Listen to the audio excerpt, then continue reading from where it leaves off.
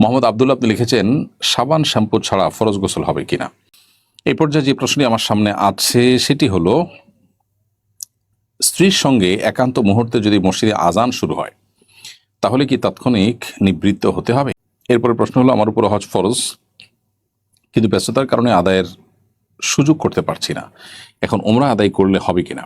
এরপরে লাবণ্য সরকার আপনি লিখেছেন, আমার স্বামী আমাকে ঝগড়ার সময় বলেছে আমাকে আর কোনোদিন ঘরে তুলবে না, এতে কি আমাদের তালাক হয়ে গিয়েছে, এখন করণীয় কি?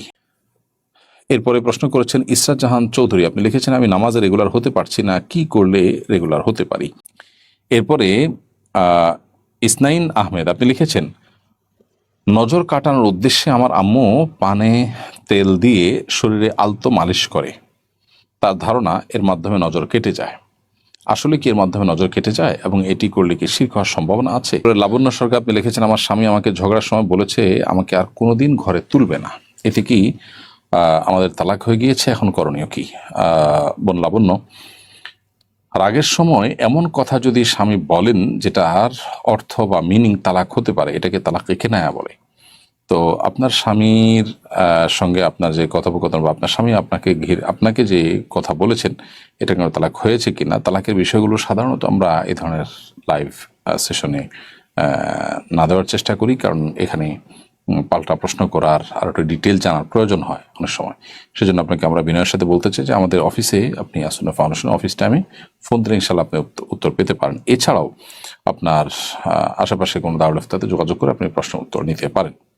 এরপরে প্রশ্ন করেছেন ইসরাত জাহান চৌধুরী, আপনি লিখেছেন, আমি নামাজে রেগুলার হতে পারছি না, কি করলে রেগুলার হতে পারি? বোন ইসরাত, আপনি শুধু না, অনেকে আছেন আমাদের সমাজে যারা নিজেদেরকে মুসলমান পরিচয় দেন অথচ তারা নামাজে নিয়মিত হতে পারছেন না।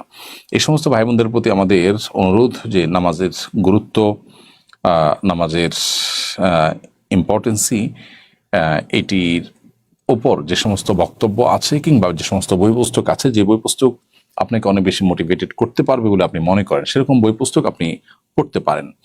এগুলো আপনাকে ইনশাল্লাহ হয়তো নামাজের প্রতি গুরুত্ব, তারপর নামাজের ইম্পর্টেন্সি এটা বুঝতে আপনাকে হেল্প করবে, সাহায্য করবে। এছাড়া নামাজি ব্যক্তি বা নামাজের পরিবেশ এগুলোতে যদি আপনি থাকেন তাহলে ইনশাল্লাহ হয়তো নামাজ পড়া, নামাজি ব্যক্তির কাছে বা নামাজের পরিবেশের মধ্যে নামাজিদের পরিবেশ যদি আপনি থাকেন তাহলে ইনশাআল্লাহ বিদিনিল্লাহ আপনার নামাজ পড়ার মতো পরিবেশ তৈরি হবে, মানসিকতা তৈরি হবে ইনশাআল্লাহ তাআলা। পরের প্রশ্ন হলো, আমি একজন ফ্রিল্যান্সার, বিদেশি ক্লায়েন্টদের জন্য ওয়েবসাইট তৈরি করে থাকি। অনেক সময় ক্লায়েন্টরা তাদের ওয়েবসাইটে নারীদের ছবি যুক্ত করতে বলেন, আমি কোনো ছবি বা ভিডিও তৈরি করি না, শুধু ক্লায়েন্টের দেয়া কন্টেন্ট যুক্ত করি, এই কাজ করা শরীয়ত সম্মত কিনা? উত্তর হলো যে, আপনি ফ্রিল্যান্সিং করছেন সেটি মৌলিকভাবে কোনো নাজায়েজ কাজ নয়, কিন্তু আপনার ক্লায়েন্ট আপনাকে যে ওয়েবসাইট তৈরি করছে সেখানে আপনার পরনারীর বা আপনার বেপর্দা নারীর ছবি বা তার ফুটেজ এগুলোকে আপনি সেট করতে হচ্ছে, যেটা দেখে মানুষ গুনাহগার হবে। তো এটা একটা শরীয়ত দৃষ্টিকোণ থেকে গুনাহের কথা, এবং এই জাতীয় গুনাহের কাজে আপনি প্রত্যক্ষভাবে তাদেরকে হেল্প করছেন, এই জন্য এটি নাজায়েজ হবে।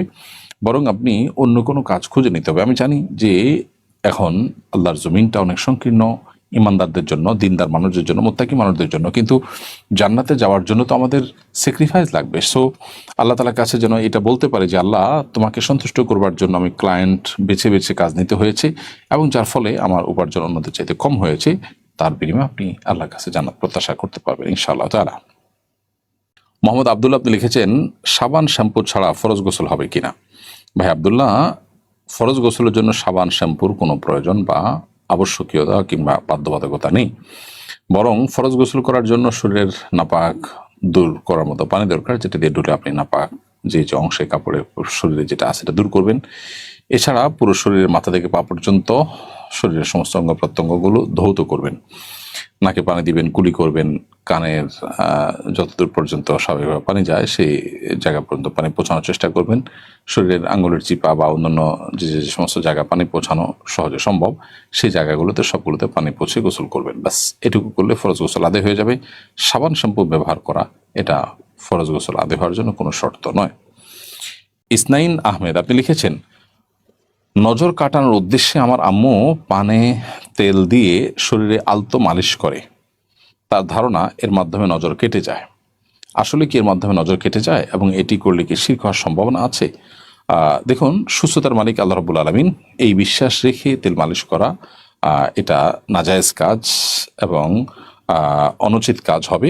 বিশেষ করে এই পদ্ধতিতে তেল মাখলে নজর কেটে যাবে, অর্থাৎ বদনজর লাগবে না, এরকম বিশ্বাস থেকে যদি করেন তো এটা ভুল বিশ্বাস। কারণ কোরআন হাদিসের আলোকে মানুষের বদনজর দূর করার জন্য এরকম কোনো প্রক্রিয়া অবলম্বন করার কথা কোরআন হাদিসে কোথাও বলেনি। অতএব এই কাজটি করা তার জন্য নাজায়েজ হবে। স্ত্রীর সঙ্গে একান্ত মুহূর্তে যদি মসজিদে আজান শুরু হয় তাহলে কি তাৎক্ষণিক নিবৃত্ত হতে হবে? উত্তর হলো না, এটি কোনো আবশ্যিক বিষয় নয়। আজান শুরু হলে আজানের জবাব দিতে হয়। যদি জবাব দেওয়ার মতো পরিবেশ পরিস্থিতি কারোর থাকে তিনি জবাব দিবেন, না দিলে সেটা গুনাহগার হবেন না এর কারণে কেউ। অতএব এরকম একান্ত মুহূর্তে থাকলে আজান হওয়ার কারণে নিবৃত্ত হয়ে যাওয়া বা নিবৃত্ত হয়ে আজানের জবাব দেওয়া, এর কোনোটি কিন্তু আবশ্যক নয়। এরপরে প্রশ্ন হলো, আমার উপর হজ ফরজ কিন্তু ব্যস্ততার কারণে আদায়ের সুযোগ করতে পারছি না, এখন ওমরা আদায় করলে হবে কিনা? হজ ফরজ হলে ওমরা সেটিকে কখনো কাভার করবে না।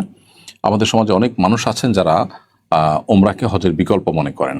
হ্যাঁ, এটা ঠিক যে অনেক আকাবের আসলাফ, অনেক পূর্বসূরীরা ওমরাকে ছোট হজ হিসেবে অভিহিত করেছেন, কিন্তু এর মানে এটা না যে হজের বিকল্প হতে পারে ওমরা কোনোভাবে। সো ওমরা করলেও আপনাকে ফরজ হজ ঠিকই আদায় করতে হবে। তবে হ্যাঁ, এটা ঠিক যে ফরজ হজ আদায়ের আগে যদি আপনি ওমরা করেন, ফরজ হজ আর সময় এখনো আসেনি, আর অনেক মাস বাকি আছে, এদিকে আপনি ওমরা করতে চান, তো সেটা আপনি করতে পারেন।